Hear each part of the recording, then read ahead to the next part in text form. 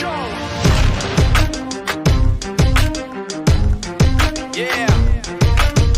For those of you that want to know what we're all about, it's like this, y'all. This is 10% luck, 20% skill, 15% concentrated power of will, 5% pleasure, 50% pain, and 100% reason to remember the name. Hello and welcome to another episode here at West Coast Dogman Project. I'm your host, Shane Michael Crisp, and I'm honored tonight to have the NADP Region 5 Director, Mr. Brennan Daniels. Brennan, welcome to the show. Thanks a lot, Shane. I really appreciate it. I'm honored to have you on here. I've been waiting for this interview for a minute. It's our first one of the new year.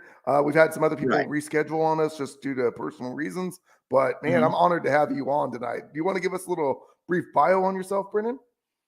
Sure. My name's Brennan Daniels. I'm from Huntington, Tennessee. That's where I was born and raised. It's about an hour east of Memphis, an hour west of Nashville, and about an hour south of LBL.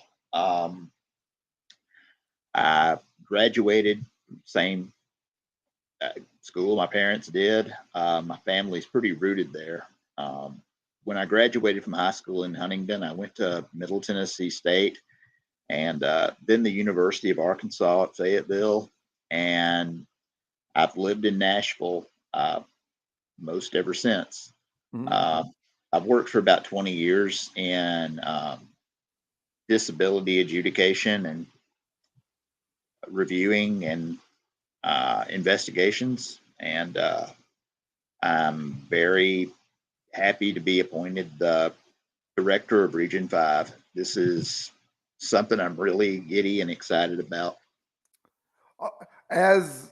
Man, I can just say the feeling is just, you feel like, you're on cloud nine when you get that role. And I was going to ask you about that. How did you get into, contact with the NADP and become a regional director?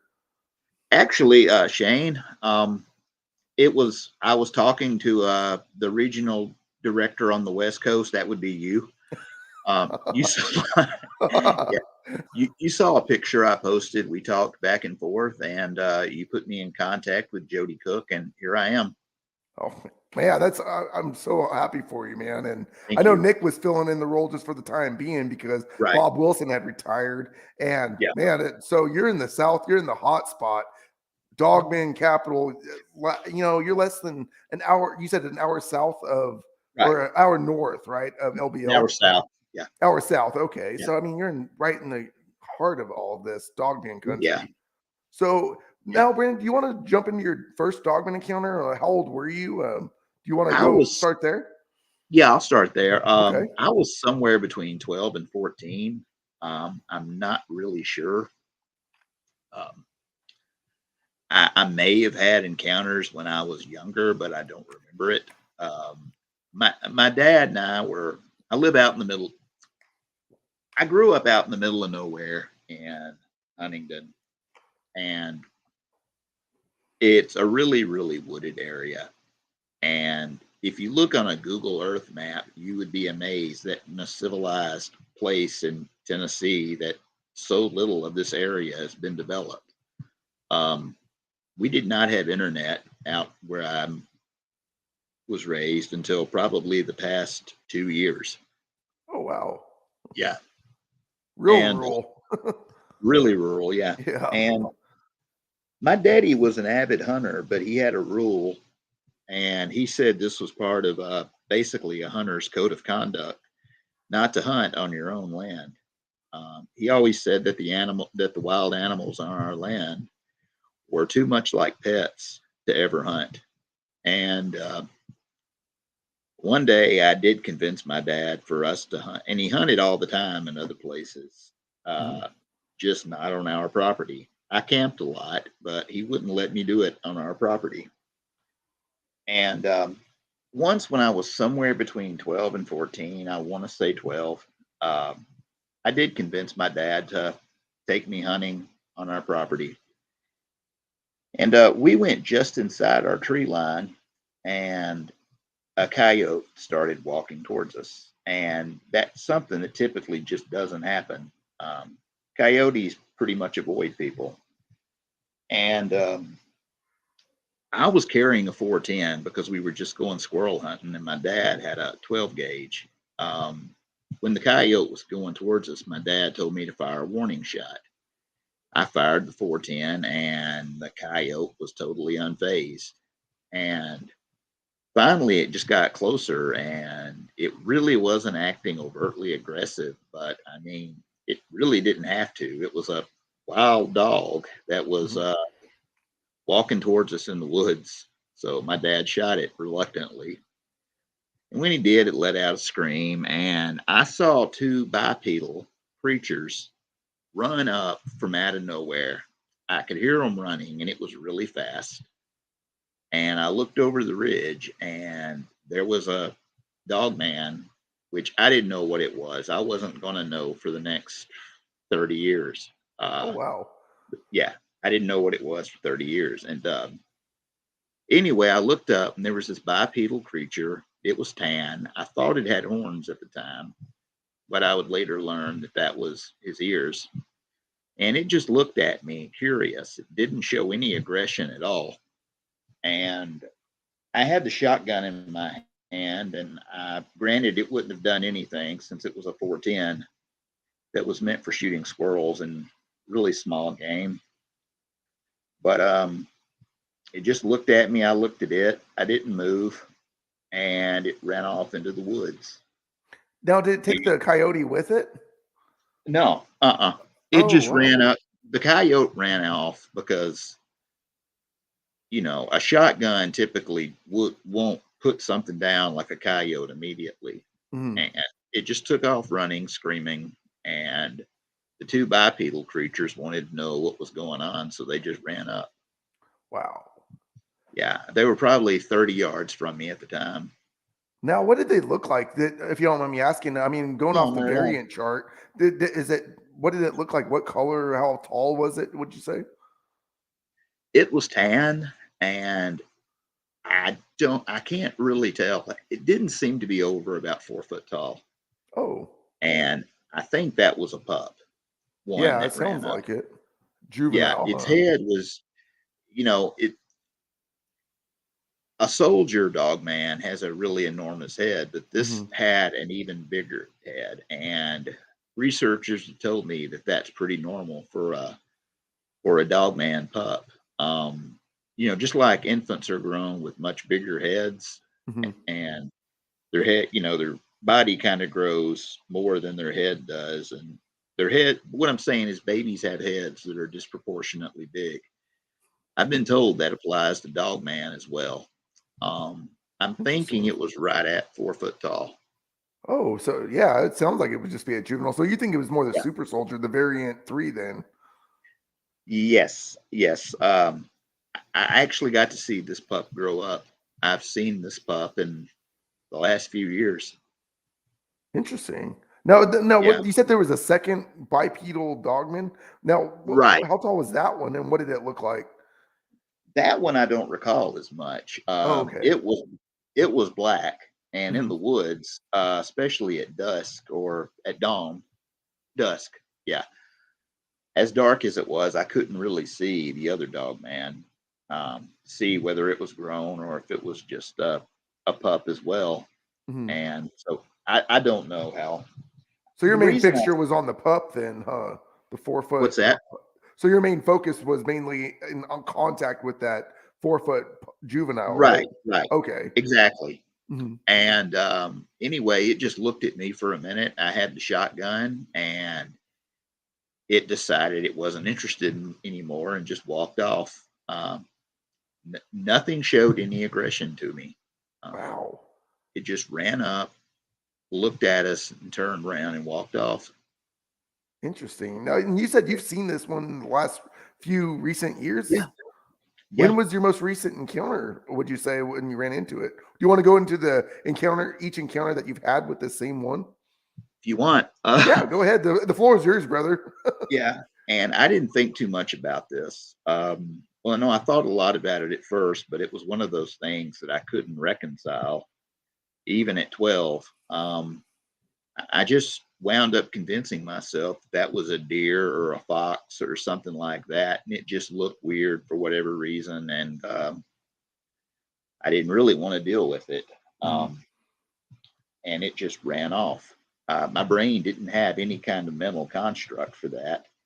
And people say seeing is believing. Well, that's not necessarily true, because I saw this thing probably 20 times after that before I acknowledged that what I was seeing was a dogman. I mean, I saw this for years, multiple times, before it finally occurred to me that, yes, I'm really seeing what I think I am. I never forgot about it. My memory would always be triggered with another sighting, and I would think about it sometimes, but I would keep all that just buried deep. And sometimes I would go years without seeing this dogman, but anytime I did, all those memories came up. And in 2020, I broke up with my girlfriend at the time, and I moved back home to the house that I inherited that my parents lived in. And this was in September of 2020, which was definitely in the middle of COVID. And multiple times I saw 3 dogmen walk down this trail by a well house on our property that I've seen it walk down a bunch of times. And during COVID, it got really close to me, probably about, only because I was near the trail, not because it was going out of its way to come towards me. I probably got within 20 yards of it a couple of times. The same one? There was 3 of them. Now, 3 of them. That's right. Yes, one of the same one I saw the first time when I was somewhere between 12 and 14. Okay, so the same one. As crazy as this sounds, I've seen this one so many times. I call her Sammy. I mean, I've given her a name. Hey, there's nothing wrong with that. Yeah. And anyway, yeah. During COVID, I probably saw her once a week between September 2020 and Christmas. I saw her probably once a week. And not one time did she even acknowledge me. She just kept on walking. She seemed completely unconcerned about my presence. Never, ever have those dogmen ever shown any aggression towards me. Almost every encounter, with some exception, is like this. I'm going to the tree line I'm from the country, we pee outside. I'm going to the tree line to pee or pick a blackberry or something like that. Yeah. And out of the corner of my eye, I'll see the silhouette walk by and then dart back into the woods. That, or there's this trail that goes from behind my house and the well house that I was talking about to across the street, where there's a creek and a pond and clay pits, and about a mile from there's the Dogman River, which is a tributary of the Mississippi, and I'm 95% sure that's where the dogmen are going. By the waterway, right? By the waterway, yeah. Yeah, I've heard that they use the waterways as a highway to travel. So, yeah. But I was going to ask you real quick, Brennan. Now, how big is your property? How many acres would you say it is? And how close is it to the tree line in the forest? Oh, okay. My property is about 4 acres. As far as the house itself, it's on about a half acre that's been mowed and kept up and cleared. The rest is unfarmable land, so we just leave the trees, because there's no reason to cut trees if you don't have to. Exactly. And I would say the back door to the tree line is about 20 or 30 yards. So you're backed up right against the tree line then. Really close, yeah. And the east and west sides of the house are probably, the west side's about 15 or 20 yards, and the east side is about 30 or 40 yards. There's about a quarter of acre in the front yard, and then there's Highway 77. Wow. So you're literally in the woods, your house. And Yep. then this is your parents' house, right? Originally. Right. Yep. Now it's yours. Right. I don't live there currently, but I inherited it, and uh, that's where I went during COVID when I oh, got okay. tired of being in Nashville and being in the city. At least in Mhm, the country. I work from home now, like a lot of people do since COVID. mhm. I just wanted to be in the country because there I could breathe, I could go camping, I could go fishing, I could leave the house. And in Nashville, I really couldn't during COVID. You're living the good life compared to the Yeah, city life. thank Yeah, you. no, Appreciate it. I get, if I could do the same, brother, I totally would too. Right Before on. we get any further, I just want to give a shout out to people that are viewing right now. My buddy Stuart Rooster, how you doing, man? My mom showed up in the comments. Uh, my buddy Todd Metz, he's up in Mhm. Washington. He's Mhm. also part of the NADP. Okay, He's our awesome. newest researcher actually in Region 1. Mhm. So, and my wife. Thanks you guys for joining. All Yeah. right. Well, Brennan, now do you want to? So this same dogman that you've seen, Right. Sammy. Now, do you see her still, or do you only see her only? Oh, now I was going to ask: is Sammy a girl or is it a male? I'm not 100% sure, but I'm Mhm, reasonably certain that Sammy's female. I mhm, don't. Uh, no, I have really no clue. I guess I've always just called her a feminine name and mhm. believed she's feminine because of her hair. It's pretty neat and well, not groomed, but Uh-huh. it's not all scattered and disorganized like some dog men. So I've just always assumed she's a female. No, is I she don't smaller than know. the other two that you've seen? I'm assuming it's from her pack if they're all by each other. I don't not to assume that it's a her, but I'm Yeah, just gonna. But is she smaller than the, or no, is Sammy smaller? no. Her Oh, head is really? humongous. I'm reasonably sure she's a soldier. Oh, okay. Yeah, that's what you had mentioned with the Yeah, soldier's like head, but the other, yeah. but in height comparison, she's the same height as the other two that you've seen. The black one that's usually just behind her is a Mhm, lot more slender and a little bit taller. The one that walks just in front of Sammy is brown, mhm. and I think that's a male. I'm not sure, but he's a less stocky than Sammy, but more so than the one behind Sammy. And so these three dog men have pretty different body types, actually. Mhm. And I mean, I'm sure they're all the same species, but there's just some diversity in Different. terms of, yeah, Yeah, yeah. Now, do you still see them on occasion? I mean, what was your most recent encounter with this trio? that would have been about August of 2022. Oh, so just a few months ago then, huh? Mm, Wow. Now you say right. you don't currently live on this property anymore. Yeah. You live, not too far from it. How far are you from this? You're from your parents' property. About 25 minutes now. Oh wow, okay. So do you guys Yeah. just do you not to ask? I'm not getting the personal stuff, but You're good, man. is it rented out or do you just use it as Yeah. like a weekend getaway? My, my uncle's renting it out now. Oh, okay. So now has your uncle seen anything strange and he's told you about, or He does he has not not. believe? He, Really? well, I don't know if he believes that's, something people kind of keep private is if Mhm. they have a belief in cryptids. But my uncle has never reported seeing the pack. Interesting. Yeah.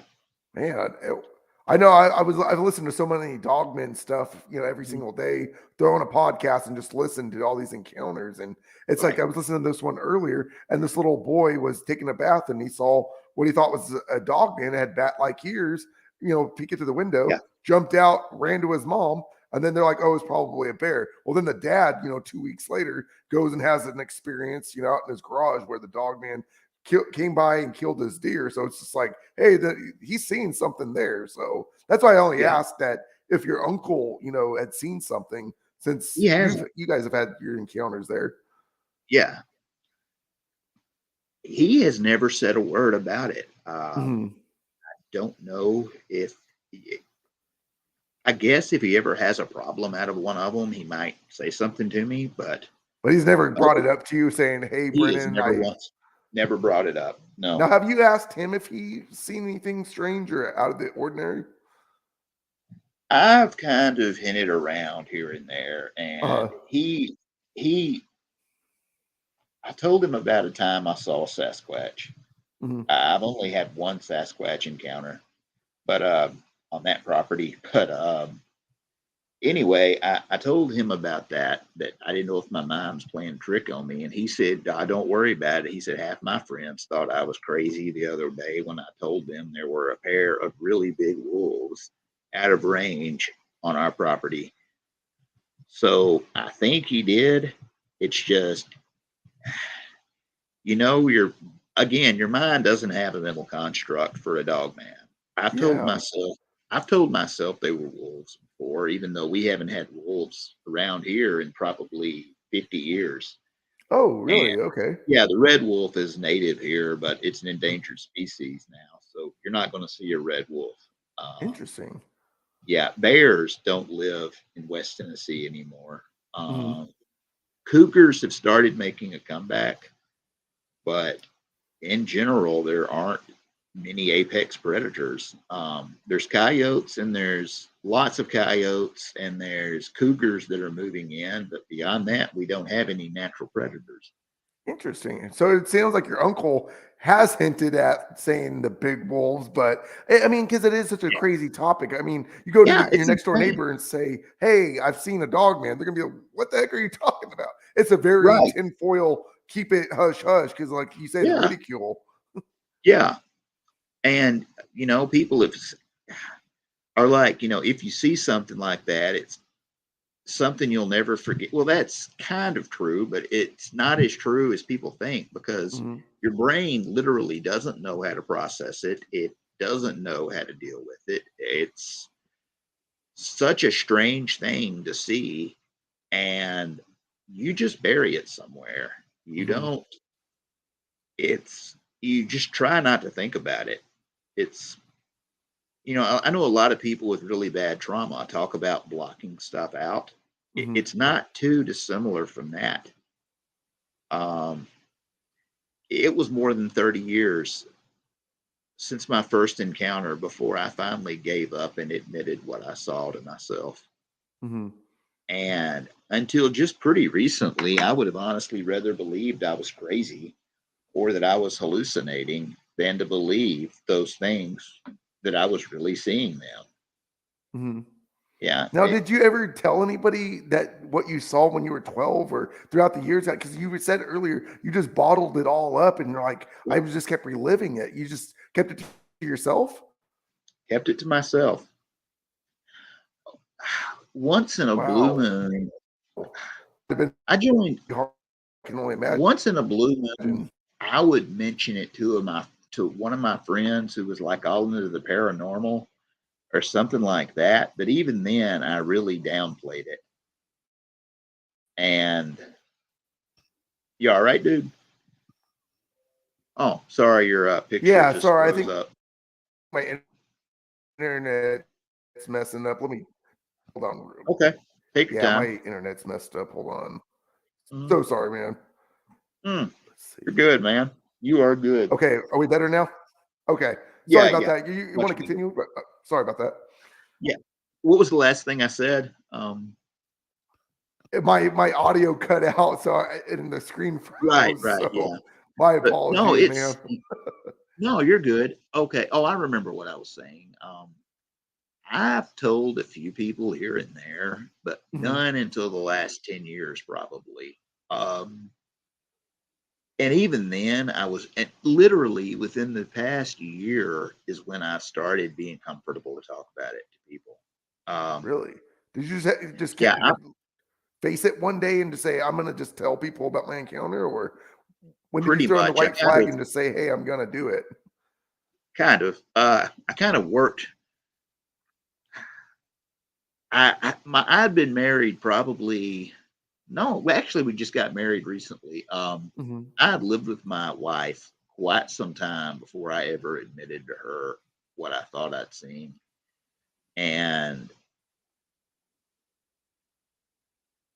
she's kind of on the fence. She believes that I believe that I've seen them. But again, the idea of it is so absurd to her that she will not. No, she doesn't believe that they're really real, but she doesn't think I'm crazy for believing it.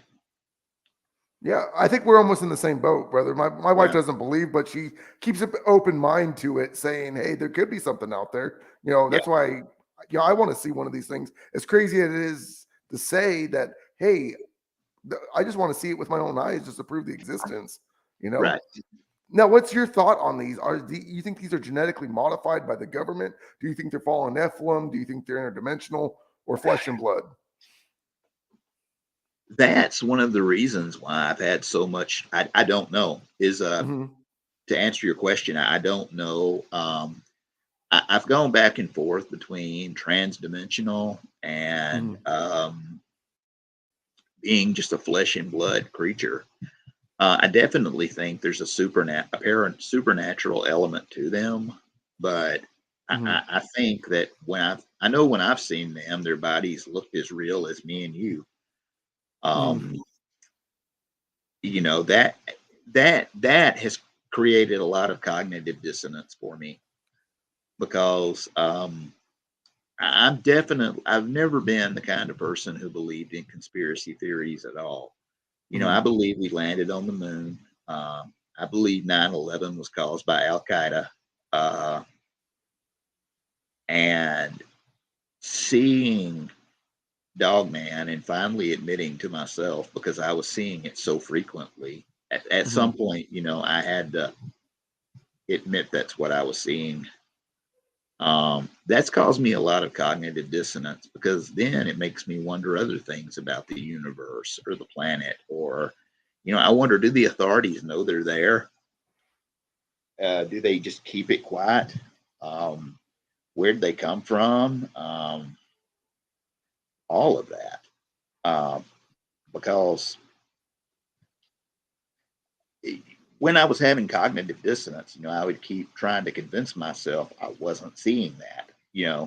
I would remind myself there's nothing about them in the fossil record. I would remind myself that I hadn't seen any clear pictures of them.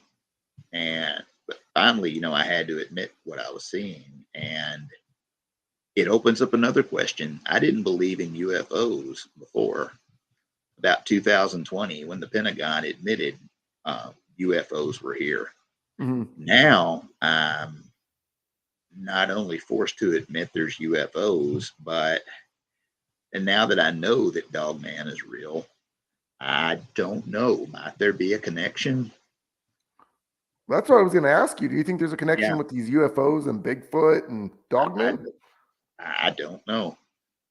I really don't know. I think it's certainly possible. I guess my brain is kind of split between flesh and blood, interdimensional, and being from another planet. So I guess basically my answer is I have no clue. Yeah. Do you have a theory like that you think that they are, or are they 50-50? Do you think they're flesh and blood, interdimensional? Well, mainly what I keep telling myself is the Earth is going through the 6th great extinction right now. In 1970, the Earth had 3 billion people. And according to the UN World Health Organization, the population at that time was sustainable. And we weren't affecting the ecosystem nearly as much, meaning animals had a place to live. Since 1970, we're at 8 billion people now, and animals are absolutely running out of places to live. That's why, cougars and bears are showing up downtown places. And, since 1970, sightings for Bigfoot and Dogman have gone through the roof. So I really wonder if I guess the most logical thing for me right now would be to believe that Dogman and Bigfoot may have supernatural elements to them, but are animals like anything else. And they're extremely intelligent, and their survival has been because they've been able to avoid detection. Human beings don't have a very good track record when it comes to coexistence. Mm-hmm. So if any species is smart or as scary looking as Dogman or Bigfoot could possibly survive, it would be due to their ability to be evasive or to avoid humans. So I guess I think in all probability, I guess I'm 51% sure it's a flesh and blood creature, and the other 49% is I'm open to them being transdimensional or being from another planet or being man-made even. That's even I agree with you on that. I think it's at least 51 that if the things are eating on carcasses, I mean, they're flesh and blood. If it breeds, it bleeds, that's the old saying. But that's another thing. It's like, well, I just posted on the Region 1 group earlier. I came across on YouTube the fog theory. I mean, these people have set up trail cams and all of a sudden they put meat out and all of a sudden this thick, heavy mist of fog just shows up and then the meat's gone. I mean, are they portal hopping? Or are they cloaking? I mean, there's so many different theories. We have more questions and theories than we do have answers on this cryptid. Yeah, and that's why whenever I encounter anybody who thinks they have all the answers to this, I mean, it's definitely a huge turnoff.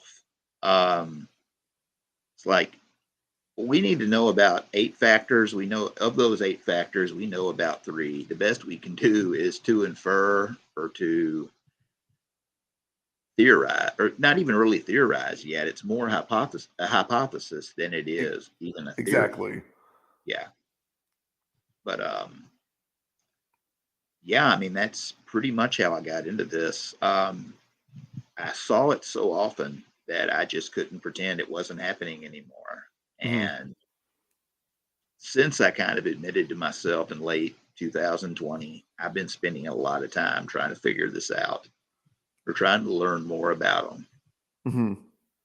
Yeah. Now, I was going to ask you, have you had any, before you reached out and joined the NADP, have you reached out to any other cryptid researchers to join your, come check out your property and to say, hey, what is this I keep seeing? I mean, has anyone? Yeah. I've had 2 investigators look at my property so far. Oh, wow. Okay. Yeah. And did they come up with the same sightings, or like, did they come up and say, hey, yeah, you do have dogmen on your property, or did they say you got something here? Both are of the opinion, yes. Dogman frequently travels through my property. Both were of the opinion.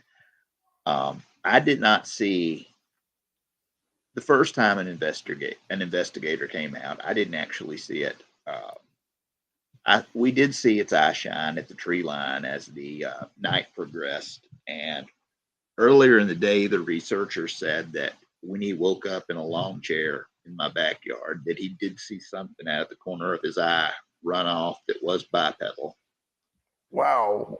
Yeah. That's interesting. So I mean, if you got 2 investigators saying you've got the same thing on your property, then yeah, I wonder if they use your property as just like a highway, or if they're nesting there, or because I hear that dogmen they migrate throughout the year. Right. From multiple people. Yeah. Multiple theories too that all concluded that they migrate. I've seen them in just about any time of year you can think of, but when I've seen them taking the trail, it's been September through December. Where they're going, I really don't know. A couple of times, like I said, I've had them walk up to the tree line and run off, but I really don't think there's a den or anything like that on my property. Yeah. Maybe are you by any caves, like old mines, possibly? Wow. No, there's a clay pit just across the street. If you look at a Google Earth map, you can see it, the big clay pit. Oh, really? Okay. Yeah. And there's caves. There's a lot of caves throughout Tennessee. But as far as one being, I mean, there's probably a cave or a couple within a 1 mile radius of my house, but I don't know where they are because there are just so many caves and like you said, you live Tennessee. out in the middle of nowhere. I mean, it's just Right, so forested, so it's like it'd probably be hard to see off Google Maps with just nothing but trees, right? right. Yeah, Yeah. man. Like I say, man, if I ever get to go out to Kentucky, Tennessee, we're gonna have to meet up and we'll have to go check out the Please, LBL. please come. Yeah, I definitely please plan come. on it in the next few years. I'm hoping. It's just with inflation going up, not to get into politics or anything. It's Man. just cost of living out in California is just crazy. So, Oh man. Even in Nashville, in about when I first moved back to Nashville, my first apartment there was like $450. And well, that was about 2004, but oh, still, it's still pretty cheap. yeah. And now that same apartment would be $1,300 easily in Sounds Nashville. like out here in California, man. Crazy. Yeah. It's crazy. But yeah, once Yeah. we link up, we'll have to go down to LBL, spend a couple Oh, yeah. days. And like I know Nick and DA had their encounter out there last August, I believe. August or September they went. But yeah, they saw it driving through the LBL, and I think it was during the day. And the Dogman had its hand on the branch and it made eye contact with DA, and DA started going, "Hey, there's the Dogman," and they pulled over, and the thing within seconds would darted off, zigzagged off into the ravine. So, but before I wanted to ask you about your Sasquatch. I know it's mainly Dogman, but your Sasquatch encounter just sounds truly epic because it's different Yeah. than when people see him biped. But before we get into that, brother, I just want to. A few people had a couple questions. Todd asked you, how close does the pack come to your property? It was about what, the tree line's only 40 yards, right? Right. Like I was saying, there's a well house because we're so out in the middle of nowhere. I did not drink city water growing up. The water I drank was from a well. That's how out in the middle. I swear I'm not messing with you. Given that you're from California and I'm from Tennessee, I promise what I'm saying is true. We drank well water growing up, and it's so wooded up and the land is kind of hilly, so my parents couldn't farm it. They did have a garden on about, I guess, a quarter acre of land was cleared out for a garden. And there was a trail that went to the garden. And from just behind my property is where I always see them. They have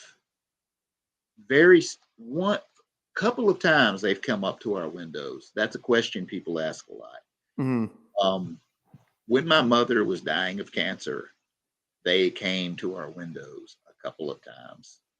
But beyond that, they've generally been really respectful. They never go beyond the tree line unless they're on that trail. I mean, I've never seen them just walk through the yard, except for those instances when my mother was dying of cancer. Yeah, I'm sorry to hear about that with your mom, man. I totally sorry to hear that.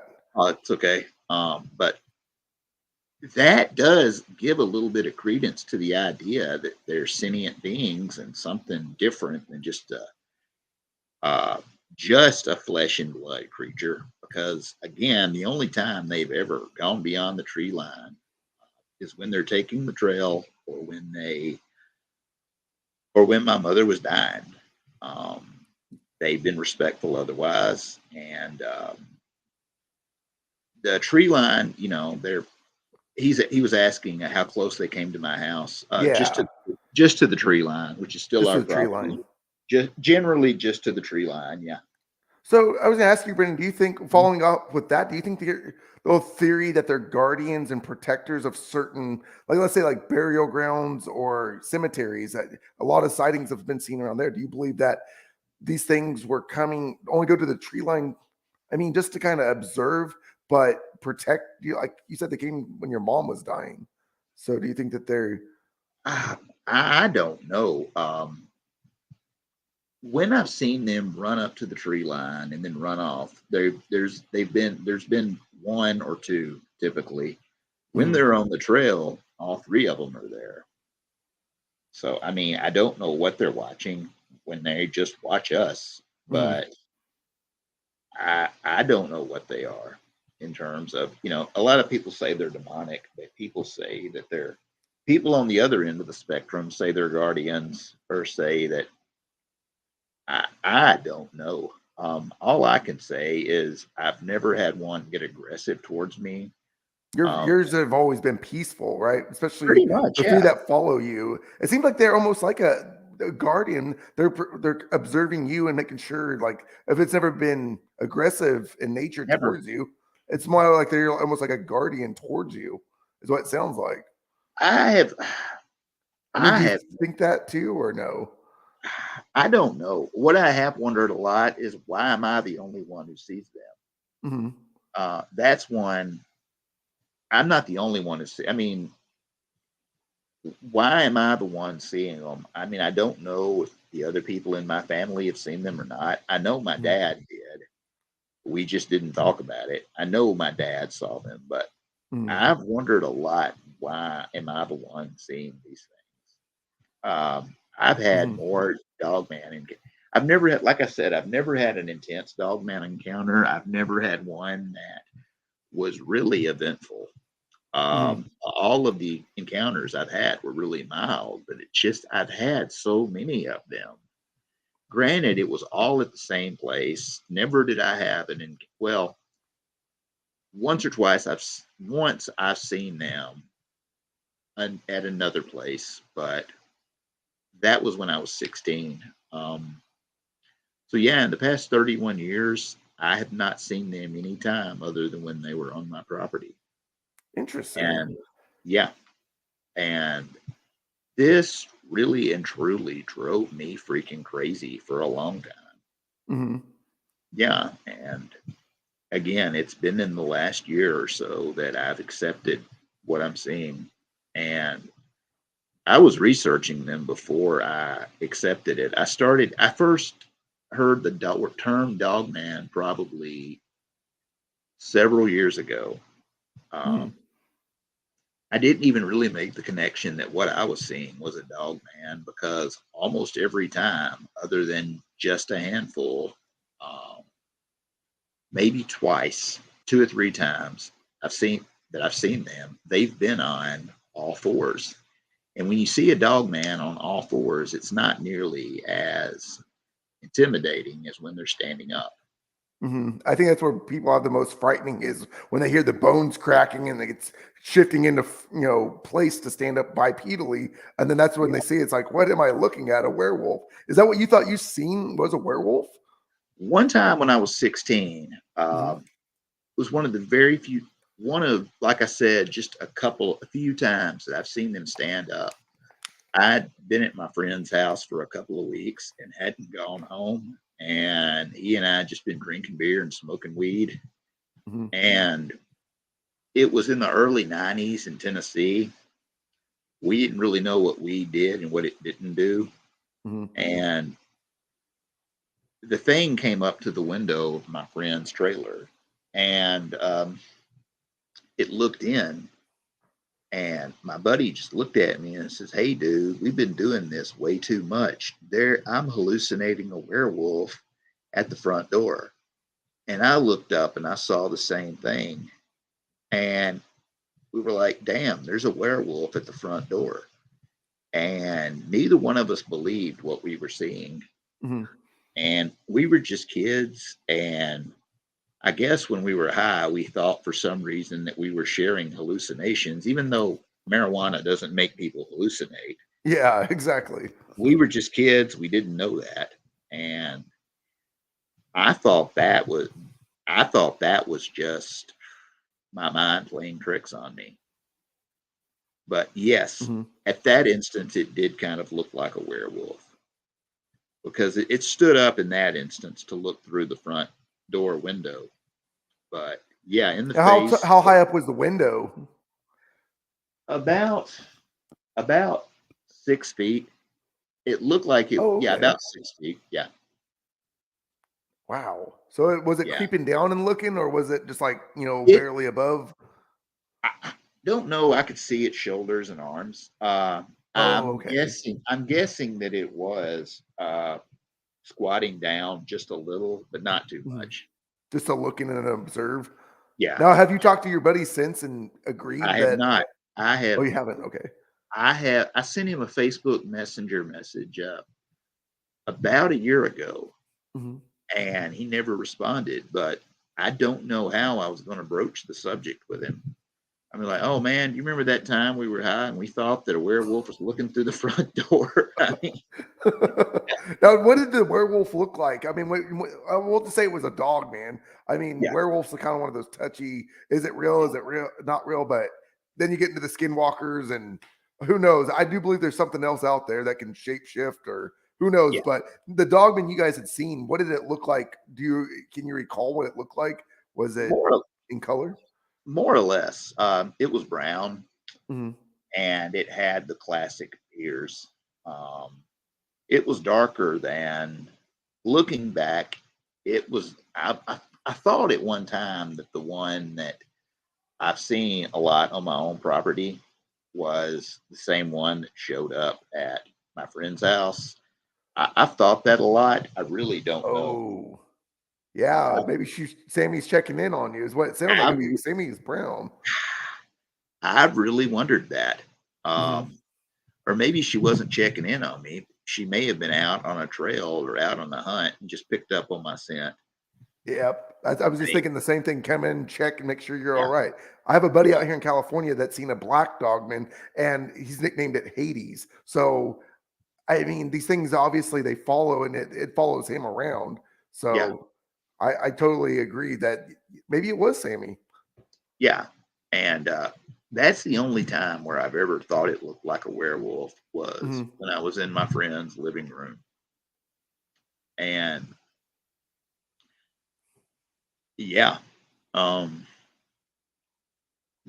I'll answer any more questions. Yeah. No, I was gonna say I wanted to look like we had more people jump on after the last hello. JG Hartwell, he's one of our admins at West Coast. How you doing, brother? We got Amber Brewer. She's jumped in. She wanted to say, hey, Shane. Brennan. Silver Foxtrot's on. How you doing, brother? Silver Foxtrot. Eddie Rodriguez. Yo. Hey, guess who else we have? Joe Doyle and Jesse Lee at Hellbent Holler. Awesome. Yeah. I've seen their documentaries. They're awesome. They are awesome people. Very knowledgeable and informative. Yeah, I'll leave them a reply every chance I get that I'm a Jesse and Joe fan. I met her just briefly at the Dogman conference in Paris. Oh, you actually went to that? Yeah. It was just a few miles from my house. That's right, because it's over. You're only what, an hour from Paris? I'm about 20 minutes from Paris. Oh, 20. So you're just down the street, man. What was your thoughts on the Dogman conference? I mean, big shout out to Josh Turner for putting that on. First time ever. I loved it. Now, was it a full 2 days? I mean, I know that they had Martin Groves there. They had, wasn't it Joe Barger was there and the guys from the NADP? I don't remember. Martin Groves was there and I heard him speak, but he was kind of there as Barton Nunnally's guest, was the impression I got. He was in the audience with us, and when Barton was speaking, he asked Martin to talk, and Martin told the story. He probably spoke for 5 minutes, but yeah, it was a really good conference, though. I loved it. Yeah, no, that's awesome. I know that they were talking about doing another one next year or sometime later this year. I really hope so. I love the conference. Now, you think they're gonna keep putting it in Paris, Tennessee? I know Josh had talked about it on his podcast that, it costs a lot of money for him to have to drive up from Texas. And, he did donate so much free gifts and merchandise and, and I think he did pay the people that were speaking there too, from like the different encounters and people that would show up. So I know it's a lot to put on. Yeah. I saw Nick and Jody. You there? Sorry. Well, I'm sorry. Go ahead. Is my internet freaking out? It's kind of in and out. Oh, you're in and out a little bit, but I've heard everything you said. Okay, we're good then. Yeah. Yeah. Now, I love their documentary about the werewolf experiments at Land Between the Lakes. Yeah, I know. I guess Joe was there, but Joe or Jesse said that, but he didn't speak. So, but yeah, no, I know earlier you talked about your Sasquatch. I know we try to keep it really Dogman here. Yeah. That's my main interest. But do you want to talk about your Sasquatch encounter? When I heard it earlier the other day, I totally mind blown. The floor is yours, brother. Yeah. This was about 2006. I wasn't in, I was at a law school. I was working, and yeah, I just came home to visit my parents. Both of my parents were still alive at the time. And I don't remember what I was doing outside, but I saw movement. Something just looked like it was floating or swimming on the land from across the street. And I had no damn clue what it was. And I looked up again, and there were two of them.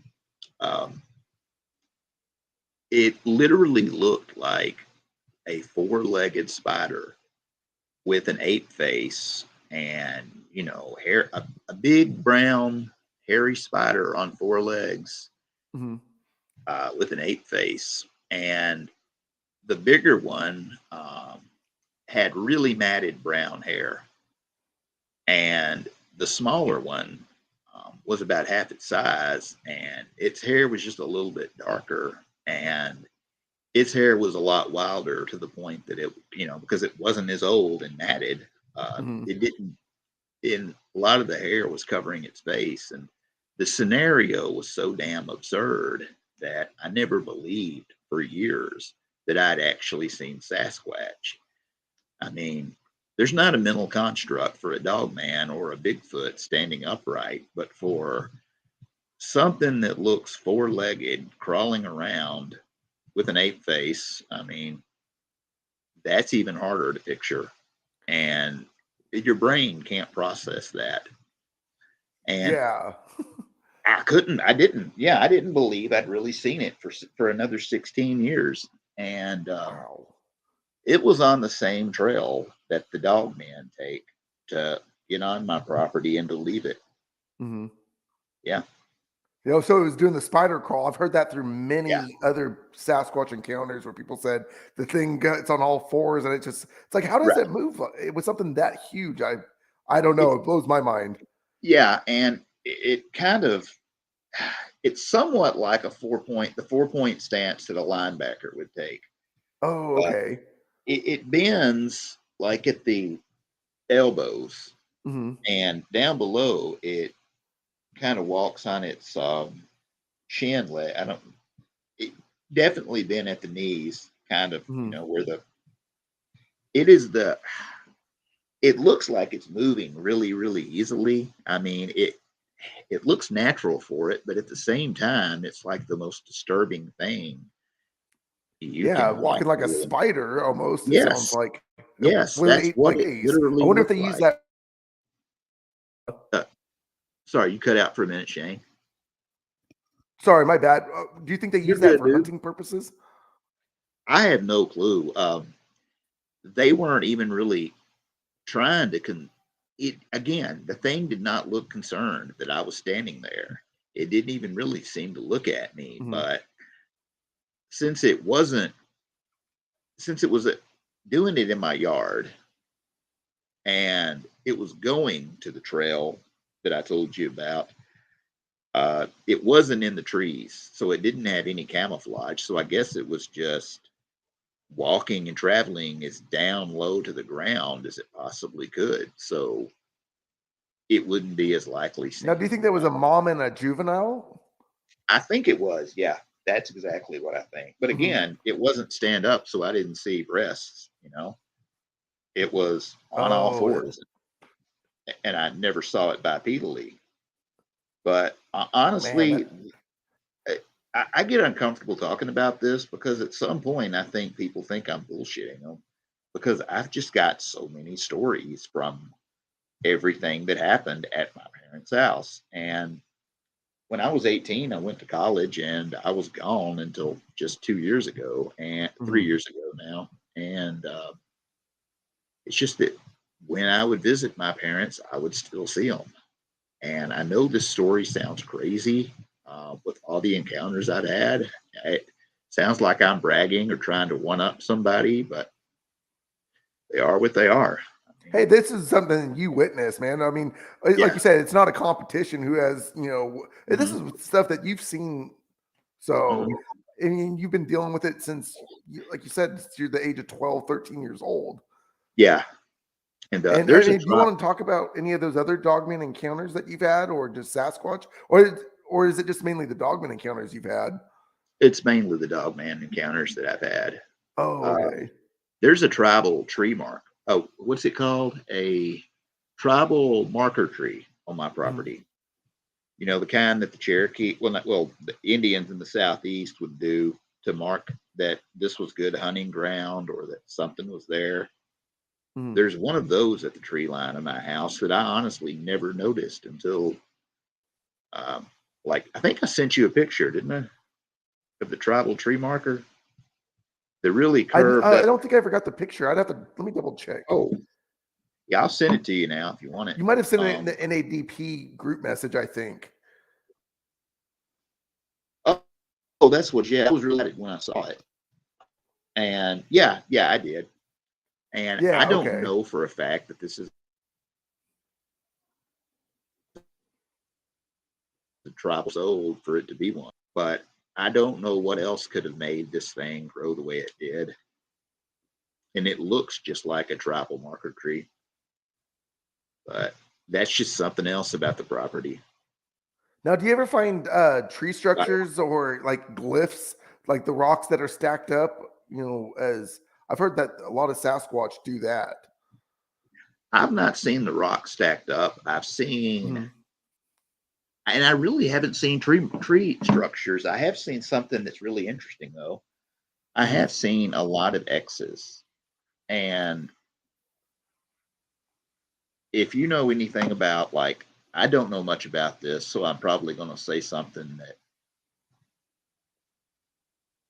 there are, trails where deer would come in and out. And there would be X's and stuff, wooden X's blocking it off. And those aren't really tree structures, but they're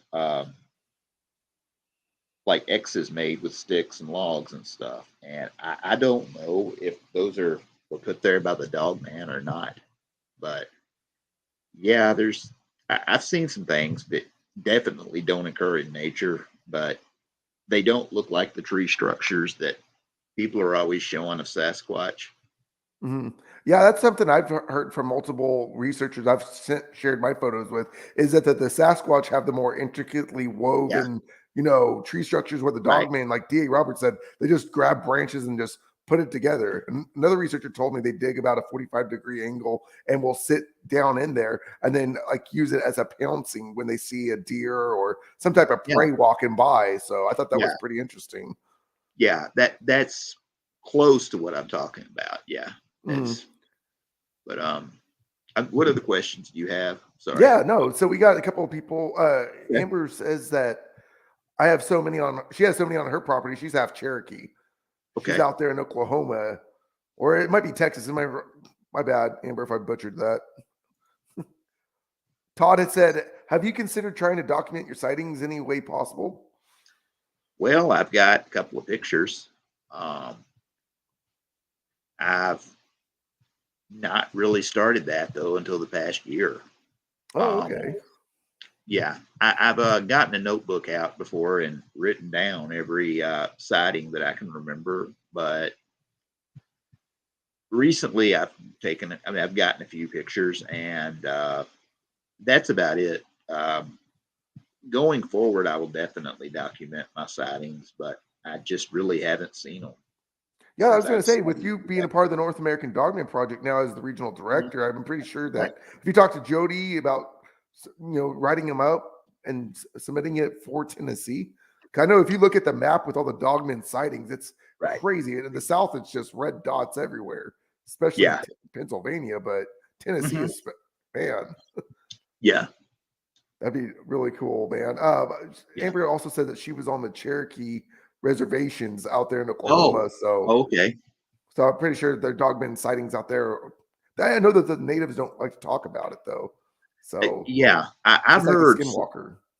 Right. I've heard a lot of things from people from the reservation that were secondhand about stuff they've seen.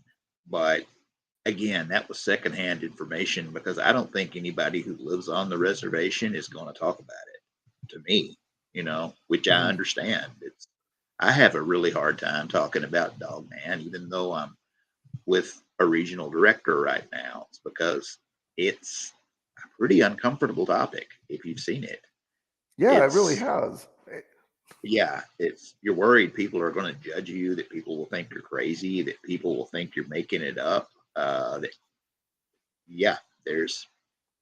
in the same boat as you, brother. I've gotten people at work laughing at me to say, no, this isn't real. I've had my friends laugh at me. It's hard, but it's like, hey, this is what I'm about, is to spread awareness of these things. I've never personally seen one, but hey, that's why we do podcasts like this or talk to people that have had encounters, that's the thing.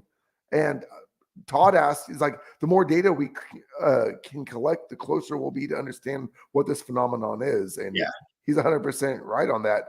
But I've noticed there's a lot of these groups, not saying any names out there because I don't know which ones are, but that there's a lot of egos that, my God. Yeah. Too many, man. It's just like, if we can all collaborate together. Think of what would happen. Yeah. We would be so much further. People will get mad at each other over just the trivialist and pettiest of ideas. Yeah, and it's sad. Yeah, and I notice there's a big tendency for people when someone else's research doesn't match with theirs. There's a big tendency for people to get really defensive and offensive when that happens. But yeah, I mean, I think we were talking about it earlier when I was saying that people who are interested in cryptids are vicious. Oh yeah, it blows my mind just the stuff they will say to each other and about each other. It's hard to. Yeah. Oh, my bad. Sorry, I have a 5-second delay or something, brother. My bad. You keep going on. No, you're good. Oh no, I was just gonna say I agree with you on that. That it's just they bicker back and forth. I'm like, dude, this is all tinfoil stuff, anyways. Who's to say you're right and he's wrong? It's all theory based. Yeah, and there are a couple of researchers who put out some material, and it's amazing watching other people criticize them and tear them down. But yeah, I would like to see people get on the same, not even on the same page, just in the same book and try to collaborate with each other. And that's like what you were saying earlier. Like, you don't really like to talk about the Dogman and, in fear of the ridicule. I mean, I've called the local 2 native groups around here in California that I'm close by, and I never got a return. I mean, how crazy. Hey, I'd like to talk to you about your history. Do you believe in Dogman? No one's going to answer their phone.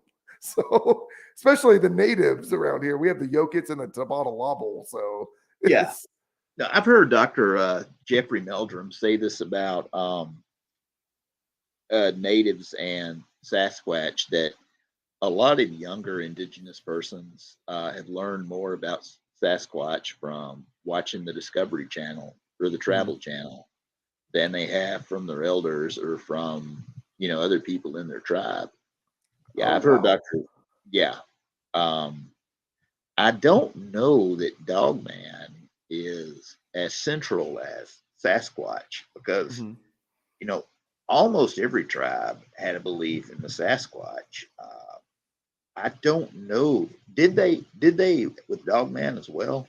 Well, I know the Lakota have documented history with these things, and the name for the Dogman was the Ulanga Duglala, and that means pretty much canine with knife teeth.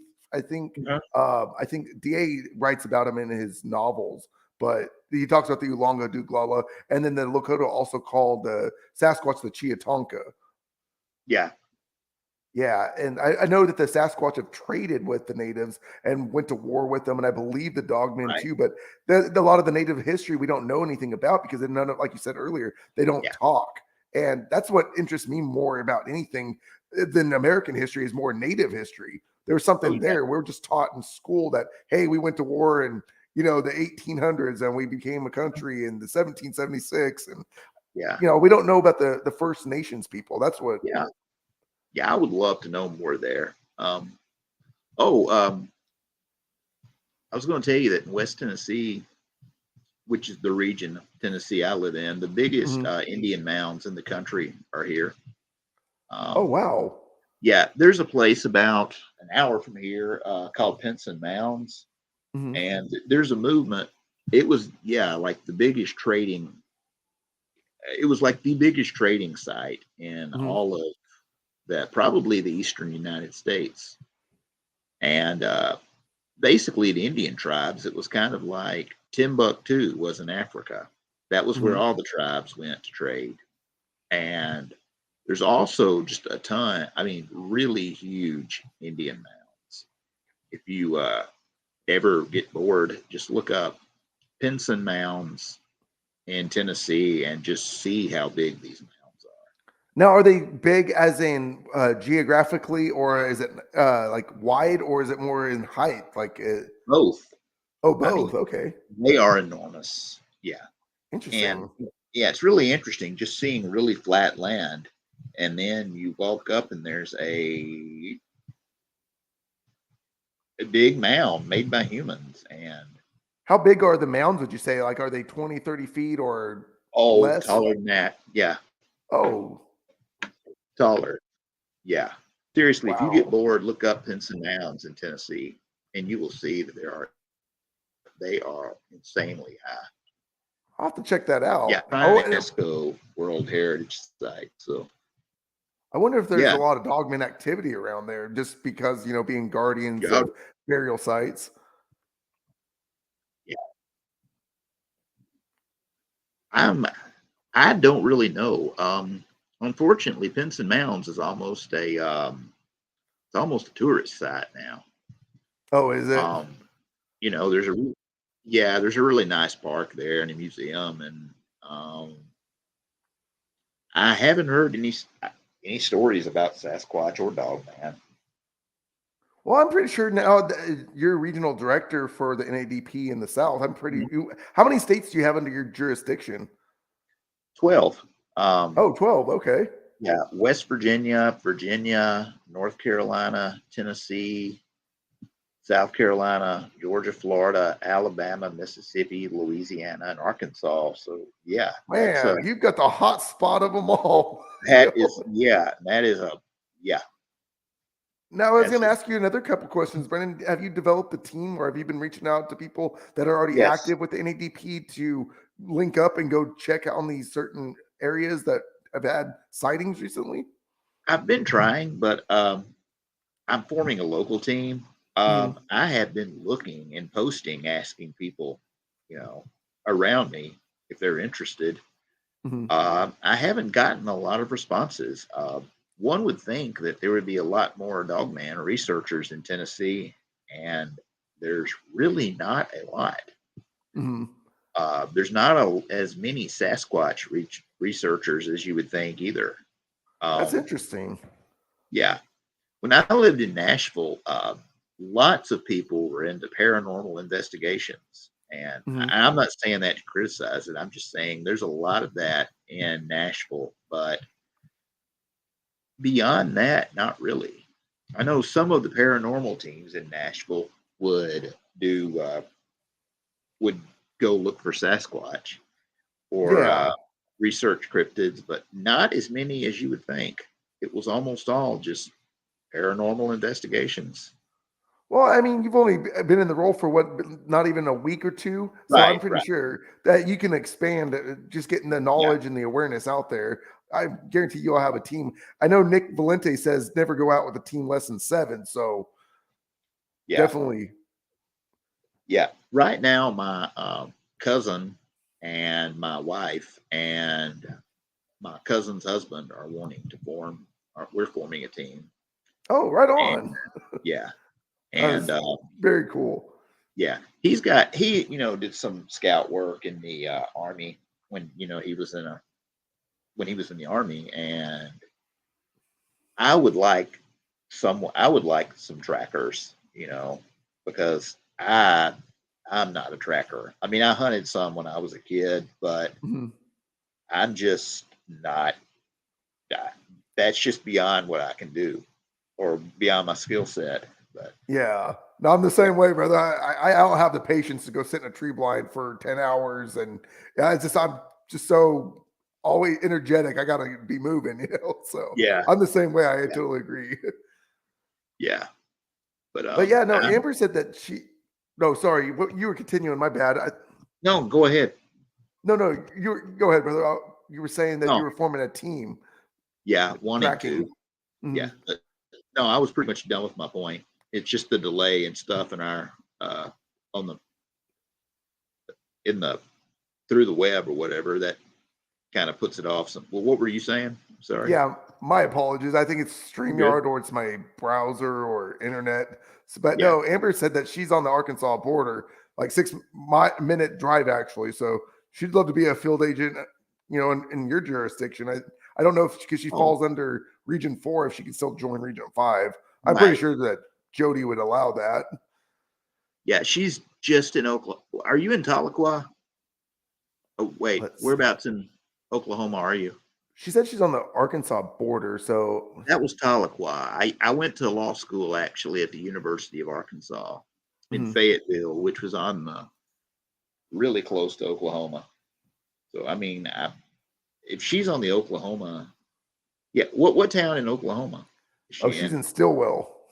Oh, okay, yeah, I know where that is. You guys probably know it better. I've only been to Oklahoma once as a kid, and I went to Oklahoma City, so I don't remember a whole lot of the trips.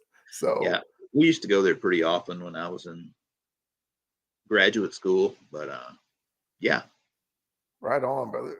No, I was going to ask. I know we're at the 1 hour and 12-minute mark. Did you have anything you want to keep talking about? The floor is yours. Not particularly. Just ask away. I'll tell you. All right. Well, Silver Fox said, "Enjoyed it, fellas. God bless. I will catch you on the next time." So, catch you next time. Sorry. So, yeah, I mean, if you want to do a part 2 in the near future, brother, like I say, congratulations and welcome to the North American Dogman Project. Thanks Truly honored that you take the time out of your day to do this interview with me. It means the world to me. You are welcome, man. I really appreciate this. I'm still not. I don't mind talking about Dogman at all, but when it comes to my own encounters, there's a bit of I don't know.